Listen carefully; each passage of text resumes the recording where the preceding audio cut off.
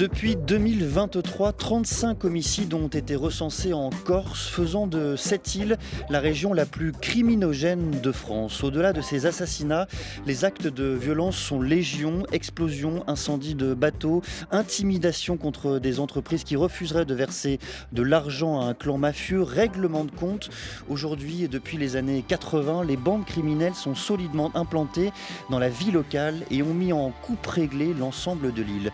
La Brise de Mer, le Petit Bar, le clan de Jean-Jérôme Colonna. Les clans mafieux ont infiltré la société et ses institutions, désormais sous l'emprise du crime organisé. Alors peut-on parler de mafia lorsqu'on parle de banditisme corse? Deux invités pour en débattre ce soir. Jacques Folloroux, bonsoir. Bonsoir. Vous êtes grand reporter au journal Le Monde. Votre ouvrage paraît aujourd'hui. Il est intitulé Corse, mafia et anti-mafia. La guerre est déclarée, c'est aux éditions Robert Laffont. Face à vous, Jean-François Guéraud, bonsoir. Bonsoir. Vous êtes commissaire général de la police nationale. Vous vous exprimez, je le précise, en qualité d'auteur d'ouvrages sur la sociologie du crime. J'en cite deux notamment. Le premier, Les sociétés du silence, l'invisibilité du crime organisé, qui est apparu en 2025 aux éditions Fayard. Le second, La mafia et la Maison Blanche, c'était en 2023 aux éditions Plomb. Merci à vous deux d'être présents ce soir dans Question du soir.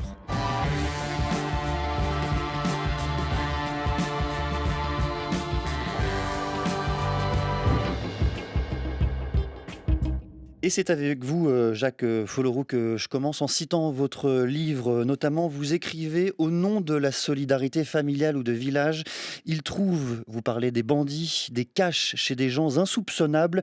Ils sont informés sur leurs ennemis et les menaces qui les entourent. Ils ont transformé la Corse en sanctuaire. » D'où l'appel des collectifs à rompre le silence et à sortir de ce huis clos mortifère en criant haut et fort le mot qui fait tâche. Mafia, pourquoi ce mot fait-il tâche en Corse?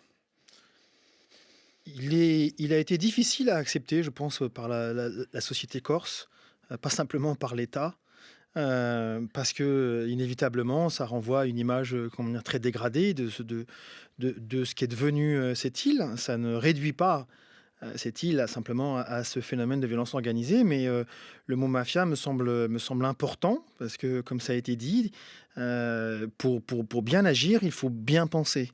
Et que, comme vous l'avez dit, rappelé en quelques mots, c'est-à-dire que ce phénomène, cette violence organisée, elle est mafieuse. C'est-à-dire que, je pourrais le reprendre autrement en disant, on n'a pas affaire qu'à des voyous. Un voyou devient mafieux quand tout d'un coup il sort de son giron, de sa sphère naturelle, et qu'il pèse sur la société qui l'entoure. Quand il pèse sur la démocratie, quand il pèse sur l'élection d'un maire, quand il pèse sur l'achat d'un commerce, quand il pèse sur l'organisation de la société. Quand il a une influence sur la société. C'est ça, c'est son emprise. Et le propre, je pense, vraiment de cette mafia corse, à la différence d'autres mafias, parce que chaque mafia est différente. Le mot mafia ne définit pas un mode d'organisation, il définit un phénomène de violence organisée. Ensuite, sa structuration interne varie selon les pays, la géographie, l'histoire, le rapport à l'État, etc. Et donc la mafia corse, sa grande spécificité, je pense même sa force, c'est c'est son emprise sociale. Avant même l'exercice de la violence, qui existe ailleurs. Mais sa force, c'est son emprise, son incrustation dans une société qui a un périmètre étroit. Il y a 360 000 personnes, c'est très peu. Et de ce fait, la pression sur chaque individu, elle est extrêmement puissante. Pourquoi vous êtes fondamentalement mal à l'aise, Jean-François Guéraud, avec ce terme de mafia pour caractériser le banditisme corse en particulier? Le mot mafia a une histoire. Et il me semble toujours très important de bien décrire le réel. Ce dont on a besoin, c'est d'un diagnostic clair. Vous êtes d'accord là-dessus, hein, il faut bien décrire le réel. On est entièrement d'accord de ce point de vue-là.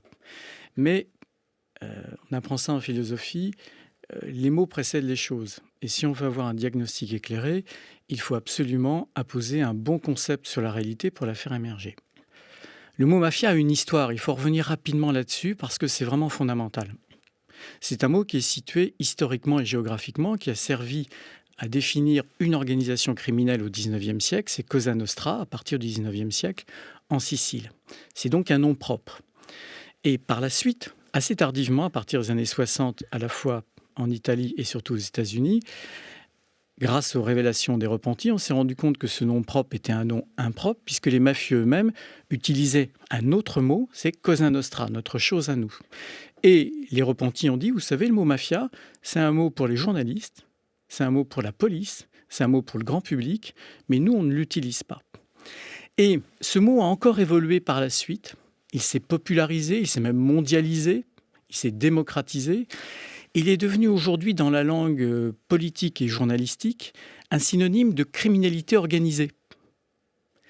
Et on va même encore plus loin. Aujourd'hui, le mot mafia est utilisé comme synonyme du mot association. On parle de la mafia des hormones ou de la mafia de l'agroalimentaire. Donc en réalité, aujourd'hui, il y a une hyper-extension du concept qui est appliquée à toutes les formes de criminalité organisée, alors même qu'il y a, me semble-t-il, et on pourrait revenir, une singularité sociologique des organisations que l'on doit qualifier de mafia. On va revenir sur cette distinction. Une autre d'abord que je voudrais vous faire préciser. Quel schisme vous opérez justement entre d'un côté la mafia, de l'autre la criminalité organisée? Ce qui caractérise une mafia, mais on peut avoir une autre définition et je comprends le point de vue de Jacques Folleraud répondre évidemment. Je comprends tout à fait son point de vue. À partir de l'expérience italienne et américaine, et donc de l'expérience des opérations judiciaires, des enquêtes judiciaires et de la sociologie italienne, une mafia, ça n'est pas du banditisme, c'est fondamentalement une sociologie de société secrète. Voilà, on est à France Culture, vous avez des auditeurs cultivés, c'est la sociologie de Jörg Simmel. Toutes les sociétés secrètes ne sont pas des organisations criminelles ou des mafias, mais certaines organisations criminelles ont une sociologie de société secrète, et on va définir ce qu'est une société secrète, et celles-là, on peut les appeler mafias. Et il y en a très peu à travers le monde. Il n'y a pas, Jacques Folleraud, de sociétés secrètes telles que les raconte, telles que les décrit Jean-François Guéraud. Encore, c'est une autre forme de mafia où vous expliquez justement qu'il y a des liens qu'on peut opérer, des liens de comparaison avec Cosa Nostra. Il y a des liens de comparaison, mais en effet, il n'y a pas eu cette structuration initiale, historique, par les sociétés secrètes. Mais je pense qu'il ne faut pas être tributaire de cette histoire. Je pense que si on veut vraiment être efficace en termes d'action publique et nourrir le débat public utilement, il faut se rester, en effet, il faut bien serrer les problèmes. Mais je pense qu'il faut bien préciser quelle est la nature de cette emprise violente sur une société. Là, je parle de la Corse, sur un territoire. Et que le mot mafia, c'est pas un concept qui est appliqué sur une réalité, en l'occurrence. Moi, j'ai commencé à utiliser ce mot-là à la suite d'un travail journalistique très approfondi en 2004, à la suite d'un premier ouvrage, où tout d'un coup, à la faveur d'un livre où vous rassemblez énormément d'informations, m'est apparu assez clairement qu'on n'avait pas affaire à des voyous issus d'une génération spontanée, qu'on avait affaire à des gens qui s'inscrivaient dans une histoire, qu'ils avaient une vision finalement quasi politique de leur rapport à leur environnement. Et puis ensuite, 2019, du temps est passé pour que ça fasse son chemin dans les esprits, et c'est pas simplement lié à mon travail, bien entendu. Les collectifs, les deux collectifs qui sont nés pour répondre à cette violence-là, ce sont eux-mêmes dénommés collectifs anti-mafia.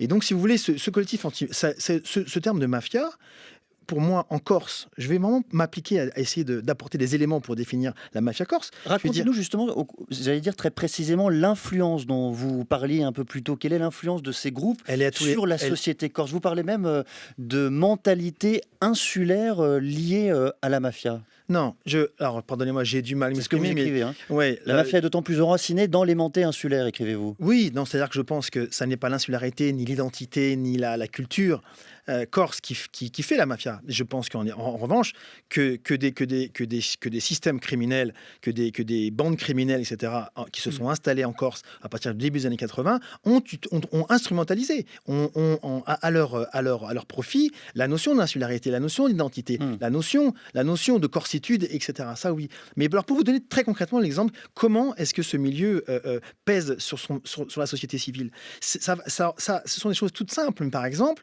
ils vont pendant des années, par exemple, prenons Ajaccio, vous aviez le Petit Bar qui organisait, par exemple, les soirées qui pouvaient être organisées ou pas. Le Petit Bar qui n'est plus qu'un bar, qui est un clan mafieux. Le Petit Bar qui est le nom d'une bande mafieuse, qui ont été les héritiers du parrain Jean-G Colonna, qui a régné sur la Corse du Sud pendant plus de 20 ans. Donc le Petit Bar, à son apogée, disait quel établissement ou non, ou pas, pouvait organiser une soirée.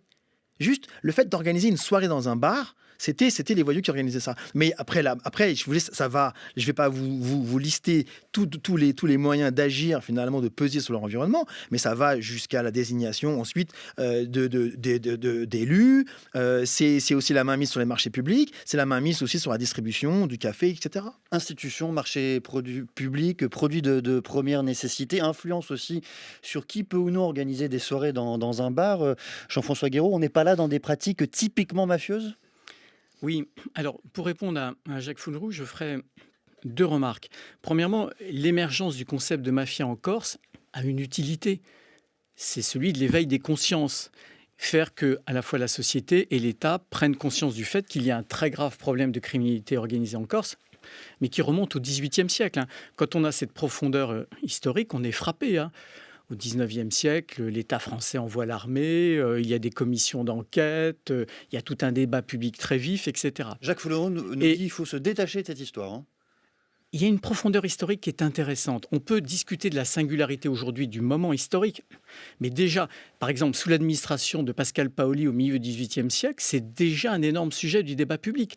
C'est un sujet durant tout le XIXe siècle, et même dans l'entre-deux-guerres, on voit à un moment donné, on va utiliser déjà le concept de mafia pour qualifier la criminalité organisée en Corse. C'est intéressant, au moment même où le mot mafia est entré dans le débat public en Sicile depuis 60-70 ans. Donc c'est intéressant. Donc le mot mafia est utile pour éveiller les consciences, ça je ne le nie pas. Deuxième remarque, et c'est là où je vous rejoins Jacques Foulleroux, c'est vrai que si on ne peut pas parler de mafia au sens sociologique, il y a des pratiques mafieuses, c'est-à-dire qu'il y a quand même des points de correspondance avec ce que l'on voit en Italie dans le Mezzogiorno, en particulier dans le contrôle territorial. Dans l'Italie du Sud. Ouais, dans l'Italie du Sud. Donc, dans le contrôle territorial, c'est évident. Deuxièmement, dans le rapport aux politiques, dans la capacité à être dans la contiguïté, voire dans la corruption du monde politique. Et ça, c'est un phénomène qu'on rencontre dans l'histoire du banditisme corse déjà au XIXe siècle. Dans la capacité à distiller de la peur. Le point de comparaison que font souvent les Italiens et les Corses entre eux, c'est que les territoires de pratiques mafieuses ou de mafia sont des territoires de la peur et du silence, où on devient sourd et muet. Donc c'est vrai qu'il y a beaucoup de ressemblances qui sont intéressantes. Jacques Foulleroux a soulevé par ailleurs un point important. Il peut y avoir une utilité à parler de mafia du point de vue de la lutte contre ces mafias et donc du point de vue de l'État pour justement agir contre elles. Est-ce que vous êtes d'accord avec ce point? Oui, mais alors l'idée qu'on puisse utiliser le mot mafia, c'était déjà apparu dans un rapport qu'on a peut-être un petit peu oublié, pas Jacques Foulleroux qui connaît ça par cœur, mais c'est le rapport du député PS Jean Glavany en 1998 sur l'utilisation des fonds publics en Corse. Et déjà dans ce très gros rapport, qui fait plus de 600 pages, qui est très intéressant à lire, il est question de pratiques pré-mafieuses. Donc c'est déjà quelque chose qui est dans les esprits. On a quelques années plus tard, 2 ans après, le rapport non publié du procureur Bernard Legras, qui déjà pose la question. Donc oui, il y a une utilité à éveiller les consciences, mais méfions-nous d'utiliser un concept qui peut peut-être soit grossir à l'extrême la situation en faisant peur aux populations. Parce que quel est le non-dit derrière le concept de mafia? C'est ce qui se passe en Italie ou aux États-Unis avec Cosa Nostra. C'est que ce sont des réalités criminelles indéracinables. Vous voyez? Donc ça instille quand même implicitement dans les populations l'idée selon laquelle il faut vivre avec. La voix de l'ex-préfet de Corse, Jérôme Filippini, lors de la manifestation du 8 mars 2025, lui évoque clairement le terme de mafia. La mafia, il faut l'appeler comme telle. On a tous, moi y compris depuis 4 mois, tourné autour du pot. Il faut arrêter de tourner autour du pot. La mafia, c'est pas simplement quelques personnes qui font leurs petites affaires. La mafia, c'est une ou plusieurs organisations qui veulent prendre le pouvoir.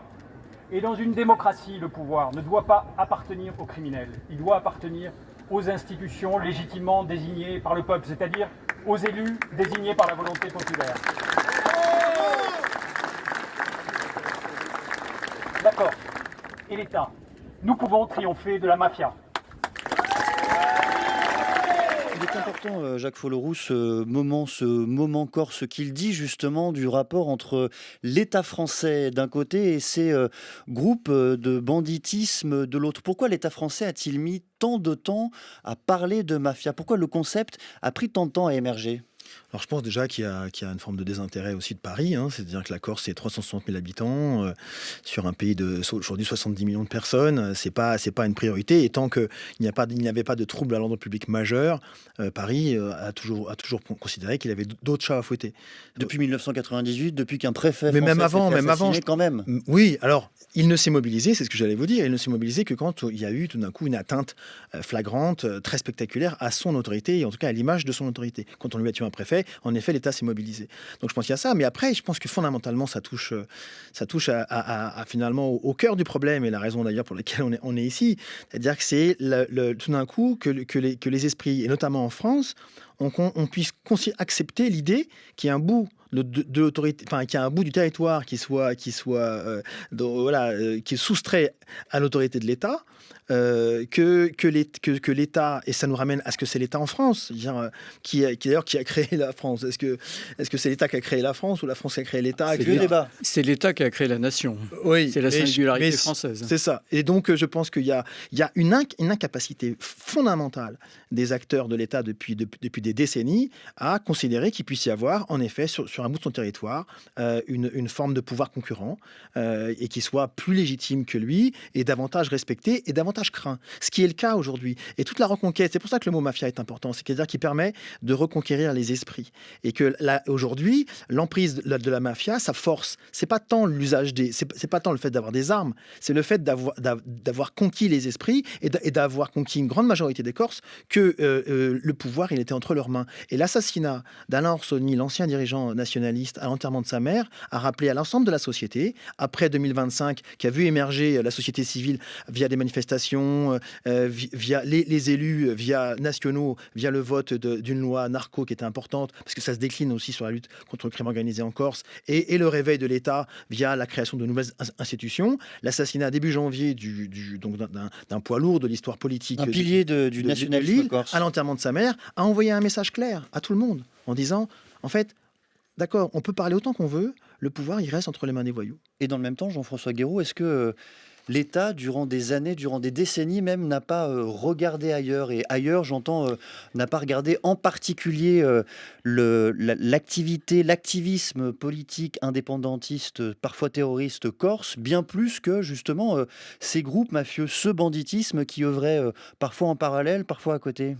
Vous avez entièrement raison. Il y a eu, ce que j'ai décrit dans d'autres livres, un effet de diversion. Vous savez, l'État, en toute bonne foi, c'était vrai en France, c'était vrai en Italie pendant les années de plomb, c'était vrai aux États-Unis après le 11 septembre 2001. L'État a souvent beaucoup de mal à gérer en même temps plusieurs grandes menaces. Le FLNC plutôt que la brise de mer, si je caricature. Et c'est un peu ce qui s'est produit en réalité. Voilà, un petit effet de diversion qui s'explique tout simplement par des raisons capacitaires et matérielles. Il y a évidemment en Corse, c'est une histoire plus complexe, plus trouble, que Jacques Folleroux a très bien décrit dans ses livres. Il y a eu, sous la 4e, mais aussi et surtout sous la 5e République, des collusions intéressées entre certains très grands voyous, on peut penser à ceux de la brise de mer, et certains segments de la classe politique nationale française, ou parfois des hauts fonctionnaires, parce que certains voyous ont été présumés être utiles à. Bon, voilà. Ça, c'est une histoire plus complexe. Voilà. Donc, c'est vrai.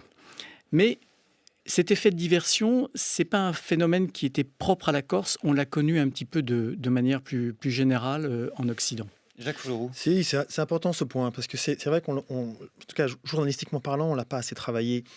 Il faut l'expliciter. D'ailleurs, pourquoi on regarde plus le terrorisme corse? Parce qu'il est plus effrayant, parce qu'il est plus menaçant? Je pense qu'il y a le banditisme. Ça nous ramène à ce qu'on a dit juste avant, quand on a cité Erignac, c'est-à-dire qu'en effet, que l'État, que Paris va réagir. Donc son préfet assassiné en 1998. Absolument, va réagir quand finalement les symboles de son autorité sont remis en cause. C'est là qu'il va intervenir. C'est la cave d'Aléria en 75, c'est évidemment Erignac en 98. Donc en effet, sa réaction, elle va être finalement sur les effets d'image davantage que sur les problèmes de fond.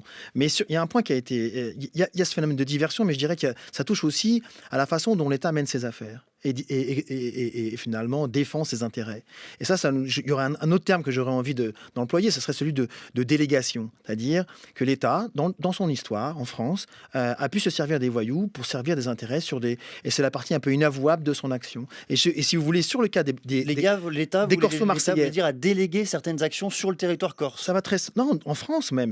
Prenons l'exemple très, très, très concret. Remontons à la Seconde Guerre mondiale. Pendant l'occupation, vous aviez des gens, je reviens sur mon système corso-marseillais, vous en aviez du côté de l'occupant et du côté des résistants. Donc là, vous avez les corso-marseillais qui rentrent, qui sont co-acteurs à côté de l'État, qui pèsent aussi sur le cours de l'histoire de la France. Ensuite, vous les avez après-guerre lors de la lutte contre le communisme pendant la guerre froide. Il y a des corsos marseillais qui vont, armes à la main, s'associer à la CIA et à une partie de l'État pour reprendre le contrôle du port de Marseille, etc.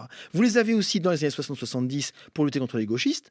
Les gens doivent se souvenir peut-être, les plus anciens, du SAC, qui était le SAC de Charles Pasqua, etc., où là, Charles Pasqua s'appuyait sur une milice gaulliste au sein de laquelle il y avait un grand nombre de corsos marseillais, et ça nous ramène à la période plus contemporaine qui a été citée par M. Guéraud, c'est-à-dire, en effet, lors de la lutte contre les indépendantistes, les nationalistes, la police française, et là, ça nous amène dans les années 90, il n'y a pas si longtemps, la police administrative, ce qu'on appelait les RG à l'époque, comme la PJ, se sont appuyés sur les voyous corses pour démanteler des cellules clandestines nationalistes. Donc, ce rapport, ça fait qu'aujourd'hui, quand vous voyez un voyou corse aujourd'hui, il n'a pas une vision frontale à l'État. L'État, c'est un acteur parmi d'autres avec qui on peut discuter, qu'on peut contourner, qu'on peut éventuellement corrompre, en tout cas avec qui on peut discuter. Vous souhaitiez réagir, Jean-François Guéraud, sur les risques relatifs entre, d'un côté, les nationalistes corses et le banditisme corse? Oui, sur les faits de diversion. Pourquoi est-ce que les États, en toute bonne foi, c'était le cas, je le dis, en Italie dans les années 70-80, en France, en Corse, ou bien aux États-Unis après le 11 septembre, traitent en priorité la matière terroriste et placent au second rang la matière criminelle? C'est pourquoi? Parce que le terrorisme crée un trouble à l'ordre public immédiat et parfois met en danger même la survie de l'État. Et parallèlement, ce qui caractérise toujours les phénomènes de grande criminalité, qu'ils soient mafieux ou non mafieux, c'est que ce sont des phénomènes très largement invisibles. C'est l'univers du silence. C'est-à-dire que tant qu'on ne les cherche pas, on ne les voit pas, on ne les comprend pas. On est dans des univers souvent très invisibles, très complexes. Pensez à ce que sont des très grandes escroqueries, des phénomènes de blanchiment d'argent, etc., etc. Donc, vous avez l'hyper-bruit, l'hyper-visibilité du terrorisme, et vous avez le monde du secret et du silence pour la criminalité organisée. Et c'est un problème historique et structurel dans la lutte contre le crime, c'est ce que je décris dans mon dernier livre. C'est qu'en réalité, les États, assez naturellement, sont dans des logiques un peu routinières dans la lutte contre le crime organisé, justement quand les acteurs sont suffisamment matures pour ne pas faire de bruit. Je voudrais qu'on revienne, Jacques Folloroux, sur la structuration, sur l'architecture même de ce banditisme corse. On lit, on apprend en se renseignant sur le sujet que cette mafia corse, pour reprendre votre expression, est parfois plus clanique, plus horizontale que le modèle typique de la Cosa Nostra, justement. Est-ce que, de ce point de vue-là, du point de vue de la comparaison, cela ne sort-il pas, ce banditisme corse, de la catégorie mafieuse?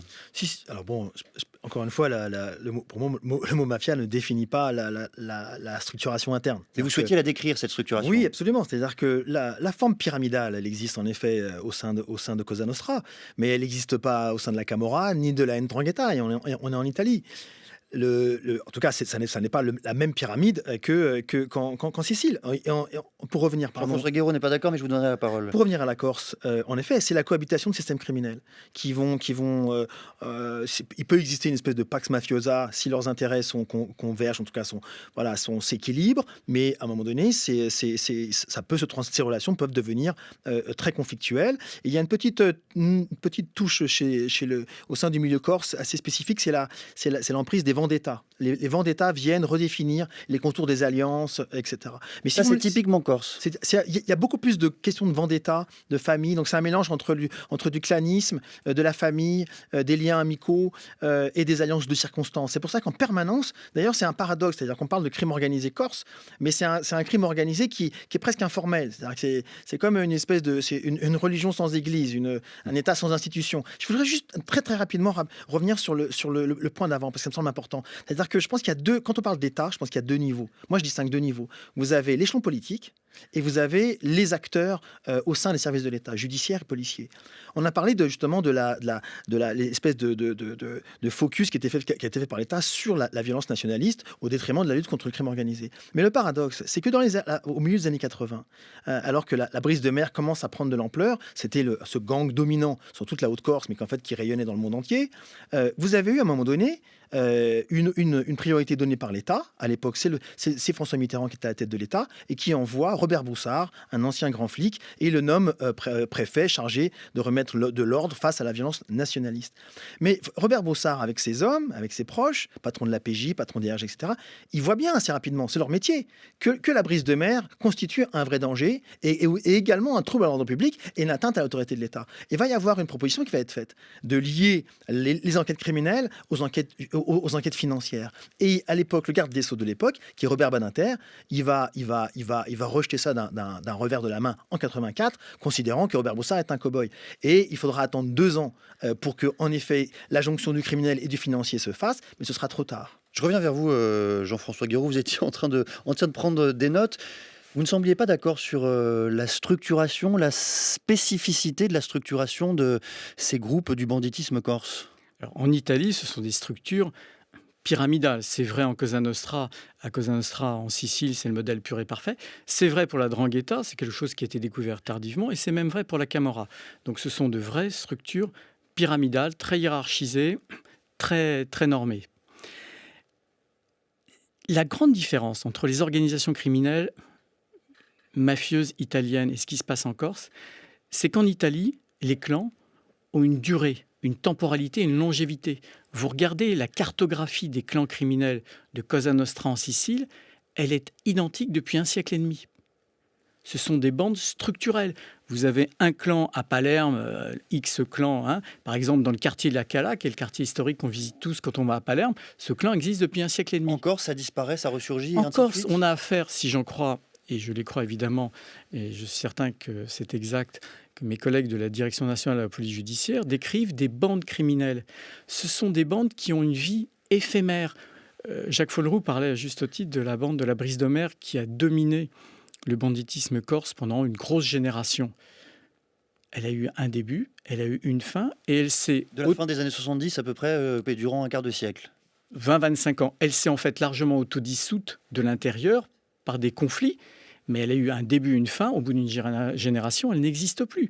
Vous ne voyez absolument pas ça avec Cosa Nostra aux États-Unis, Cosa Nostra en Sicile. Donc ce sont des bandes, ce qui n'enlève rien à leur dangerosité. Vous voyez, le fait de dire qu'en Corse, on a affaire à du banditisme ou à du crime organisé et pas à des mafias, ça n'enlève rien à leur dangerosité. Vous prenez les cartels mexicains de la drogue, ce ne sont pas des mafias, et croyez-moi, ce sont des superpuissances criminelles mondialisées qui mettent en échec les États. 3 voix de Corse que j'aimerais vous faire entendre, et un combat les réunit, justement le combat anti-mafieux. C'est triste d'en être arrivé là, parce qu'aujourd'hui, c'est l'appât du gain qui compte. C'est plus des valeurs, des principes, contrairement à ce qu'il y avait à l'époque. Et je pense moi, je parle pour ma génération, parce que je suis assez jeune. Et j'ai pas envie de grandir dans une Corse où on a peur de dire ce que l'on pense. On va bien être, d'une certaine manière, obligé de remettre en cause la façon dont 12 ou 13 familles se sont emparées du pouvoir économique en Corse. Quand on va faire des propositions concrètes, je pense qu'on va, un euphémisme, chatouiller beaucoup de gens. Ils ont fait quelque chose qui est irréversible. Ils auront à en payer les conséquences. Il y a des personnes qui n'accepteront pas que ces crapules s'emparent du territoire cargésien. Toute personne aujourd'hui en Corse qui lève la tête, qui lève les yeux, qui ouvre la bouche est susceptible d'être en danger. Mais de toute manière, je ne crois pas plus en danger que si je ne parlais pas. Des propos recueillis par le média en ligne Brut, Jean-François Guéraud, en miroir de ce que vous venez l'un et l'autre de décrire. Comment se structure le mouvement anti-mafieux en Corse ? Écoutez, après une espèce de longue gestation, je pense, mais la réaction, comme un peu une espèce de réaction immunitaire d'un organe vivant, il apparaît en effet qu'en 2019, la création de ces deux collectifs anti-mafia, qui ont deux histoires distinctes, mais on leur promettait 6 mois d'existence et aujourd'hui ils sont toujours là. Alors c'est clair que cette parole-là, il a fallu du temps pour qu'elle se structure. Ce ne sont pas des gens qui venaient tous du même moule, mais cette parole, elle a perduré, elle existe encore. Et en effet, 2025 me semble être un tournant, c'est-à-dire que vous avez eu tout d'un coup l'expression d'une parole anti-mafia relativement globale, c'est-à-dire qu'il y a à la fois ces collectifs, la société civile qui manifeste dans la rue, avec comme seul et unique slogan l'anti-mafia, de dire... elle manifeste et elle peut le faire ? Elle peut le faire à visage découvert, et ce sont des gens, alors certes en petit nombre par rapport à la population, mais qui dit ouvertement... c'est les Corses qui se parlent à eux-mêmes en disant regardez, regardez de quoi la Corse a enfanté, de monstres. Ce sont des Corses qui mettent à l'amende les autres Corses. Et vous avez eu la même réaction des élus. Après, ils ont mis 6 ans à se décider à organiser une session spéciale sur l'emprise mafieuse, mais ils représentent les Corses. Donc leur parole, même si elle est symbolique, elle est forte. Et puis l'État. Donc 2025 vraiment cristallise cette espèce d'éveil des consciences et son expression. Parce que ça a été compliqué effectivement pour beaucoup d'élus, durant longtemps, de parler même de mafia. Je veux juste faire réagir Jean-François Guéraud. Point de vue italien, est-ce que ces mouvements de citoyens qui se structurent et qui structurent également un discours anti-mafia, cela permet d'être efficace dans la lutte contre Cosa Nostra et d'autres, hein ? Oui, alors la réaction de la société civile corse est un événement vraiment tout à fait extraordinaire, il faut le saluer, puisqu'en fait, comme en Italie, c'est une sortie de la peur. C'est une sortie du silence. Et en Italie, le mouvement anti-mafia a commencé donc dans la décennie 90, autour de l'idée d'un retour à la légalité, au civisme. Voilà, d'un réapprentissage de ce qu'est un état de droit. Et qu'est-ce qui déclenche alors ces mouvements à l'origine ? Qu'est-ce qui fait qu'on sort de la peur ? En Italie, c'est évidemment le choc des assassinats des magistrats Borsellino et puis Falcone, surtout l'attentat de Capaci en 92. Il y a un avant et un après dans la psyché italienne. Bon.